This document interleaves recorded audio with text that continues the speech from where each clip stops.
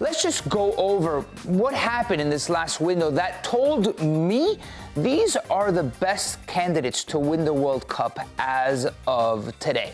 So I'm going to give you guys a ranking from 5 to 1. These are my top 5 favorites to win the World Cup in 2026. And we start with Germany. Their process through Julian Nagelsmann has already been put in motion, despite them not having too many mega superstars. In Germany, I think you could name 1 to 11 and they would all be pretty high level players, like reaching world class, if not world class. There's a couple of guys, the striker of Borussia Mönchengladbach that is unproven beyond the Bundesliga, I believe.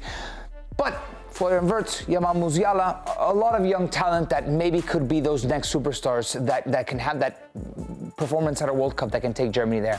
At number 4, wow, I forgot who number 4 was because I'm not really that passionate about anybody between 3 to 2. Portugal, a lot of young talent, a lot of quality in that midfield, especially Vitinha, Neves, defensively as well. Even though Ruben Dias this season hasn't been great, you look at the likes of Nuno Mendes as well, and then you have a Cristiano Ronaldo that is in good form. We'll see what type of role he has come 2026, but it is a diminishing role. But the fact that he would possibly be able to play in a 6th World Cup, that's never happened before in the men's game, pretty incredible. Let's see how Portugal under Roberto Martinez respond. And then at number 3, France. I don't think you can ever write them off just because of the quality all around. And even though they had to go to penalty kicks in this Nations League, they're a team that can fight.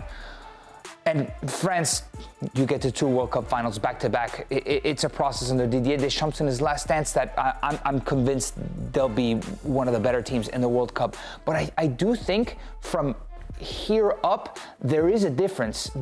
Between 2 and 3, you could tell me anybody and I would be all ears to be convinced that other teams deserve to be in there. But clearly, number 1 and number 2, starting with 2, is Spain. Because of what they did at the Euros, because of the dynamism that they have in their wingers, especially Lamine Yamal. He's so mature beyond his age. And the way that they're playing under Luis de la Fuente is sensational. Obviously, there are fallacies, just like with any of these teams. I think 1 through 5, there are moments throughout the last couple of years that you say, all right, they're beatable here, here, and here. But Spain have showed especially that they can even renew a couple of names. Aymeric Laporte out, Huijsen in. And then number 1, Argentina. After what we saw against not only Brazil, but against Uruguay, this team has a lot of character. And they can fight. They can win games in possession. They're a very good team all around. I don't remember Argentina ever in my lifetime being this consistent over so many years, having that character, and not only that, the hunger. They won 2 Copa Americas and the World Cup, and they go out there and they give absolutely everything. And I know, Sam, you're looking at me because there's a glaring omission, but I've got a question for you, mate. Yeah, talk to me. Where's England? Listen, if you would have told me England is in the 5th spot or the 4th spot, I would have said, okay, I'm ready to be convinced, because I don't think between 3, 4, and 5, what about? I'm not ultimately that impressed. What about Tommy Tuchel? Yeah, coming in. How were the games? This is a winner. Were you convinced? We've had to hire a German, by the way, to help us win the World Cup. That's a big deal. Which perhaps says it all. Were you convinced in the Nations League games? No, not in the Nations League games, I have to say. My thing about quality. England, it has a lot of quality. I don't necessarily think we're going to win it. And actually, most people in England don't ever think we're going to win the World Cup. It's coming home. Despite the fact we all sing it's coming home. We don't genuinely believe we're going to win it. But I think constantly getting to the latter stages of the tournament, and now those young players that we have are coming to the peak of their powers, I do think Thomas Tuchel has come in at the perfect time. So do I think we're going to win it? No. I personally think we could. I think we should be above Portugal. Okay, fair. Maybe. Maybe. That's the thing, and I think it was very apparent at the World Cup 2022, just a couple of years ago, that there weren't that many strong national teams, and Argentina seized the moment because they were better than the rest that weren't that convincing. And they're getting better. They're getting better. Argentina is getting better, and without Messi, they're proving to get better. That's the beautiful part. So Argentina, I'm convinced. You don't need to tell me anything about Argentina and Spain. I think after the Euros, they've maintained a certain level that is pretty impressive. But everyone else, interchangeable. After that, it's like, sure, you want England? Let's do it. Let's throw England in that top 5. But then it's like Germany, okay. Like you can convince me a couple of things with Nagelsmann. I'm not that passionate about anybody maybe beyond France, because France will do France. But Argentina, to me, and I'm trying to be as unbiased as I can, but I've been listening to media from around the world, and they are as impressed as I am about this Argentina team. One team that I think we're overhyping a bit too much, they have the talent, but I'm not convinced by this Portuguese side. Because Cristiano Ronaldo, he's becoming a hindrance to what they're doing.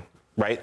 I think it's that sense of self-centeredness, which comes with being CR7, which comes with the career he's had. But this is a side that's ready to move on from him. And we've seen the impact of him. In the last World Cup, we saw the impact. Recent Euros, we saw the impact. And I think we're going to see the impact yet again in the World Cup. I actually am more excited about this Germany side. Because the Germany side with Tim Kleindienst in there, Tim Kleindienst is a bad man at number 9. Germany's been desperate to get a true striker in there. And Niklas Füllkrug, he was moonlighting as a striker, but what this guy's been doing in the Bundesliga, what I saw from him against Italy, this guy is the real deal, and they did without Florian Wirtz. What is his deal, right? And Florian Wirtz, this Nations League, and when you get him back, right? Him and Musiala, I think, are the 2 focal points. Those are right? 2 best midfielders in the world. To talk about combinations, I would consider them attacking-wise. Yeah, of course. Yeah. Like that's where it starts. Talk to me about this 9, because so he's friends with the Bournemouth guy, right? Like Füllkrug kind of just like bursted on the scene when he was scoring goals for Werder Bremen, and right before the World Cup, I was asking the same question about Niklas Füllkrug, like. Who is he? Like, who's this guy from Borussia Mönchengladbach? So Tim Kleindienst, he actually was at Heidenheim the season before, and he's a big reason why Heidenheim qualified for the Conference League. And without him, we've seen the massive drop-off that Heidenheim has had. So now he goes to Gladbach, and he's banging in goals. I think he's got 15 goals on the season. And when you see the ball up in the air, when you have a player like Joshua Kimmich, who right now, he's back to his best, man. He's one of the top midfielders. If we're going to talk about Pedri and Frenkie de Jong as that partnership, he's in that next echelon for top midfielders in the world. But with a player like Joshua Kimmich, who likes to play those dink balls like we see him play for Bayern Munich, Tim Kleindienst, he's got the most headed goals in the Bundesliga. Nice. And his movement off the shoulders of center backs, at the international level, Germany at their best, they thrive on center forwards that can do that. We've seen him in finals, in the runs to finals. I mean, that's been a missing ingredient for him. He's going to be really important. Just quickly, Master, your thoughts on the list and who you think is going to win the World Cup? What? It's hard to argue against Argentina right now. I wouldn't rule out France because they can have a month run that just goes crazy and they can figure things out.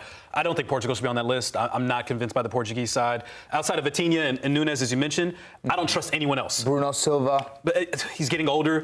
Bruno Fernandes, I don't trust him either. Like when Rafael Leao, like all these guys that you see in. You don't trust Bruno?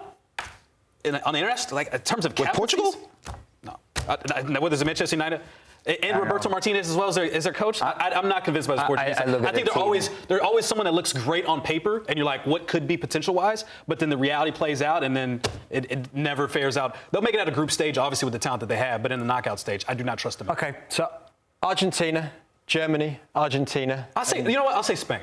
Spain, I like Spain. Germany, Argentina, and England. So it is coming home. Well, so hold on. Before we even go to break, no one's going to give Nico crap for putting Argentina first. No, because they're getting well better. deserved. Come on. If Argentina was, I mean, gosh, there's got to be some bias here. If Argentina, you were there to see it in person. I swear, honestly, I try to act unbiasedly as possible. Like I don't like being that journalist that touts my country for the sake of touting my country. What I saw from Argentina, I'm not seeing from any other national team in the world. And I think it would be. If you went up there and I was on the show and you put Spain above Argentina, I think you would get a lot of pushback. Especially after this week. Right? They just destroyed Brazil. Debate over. We're going to the break.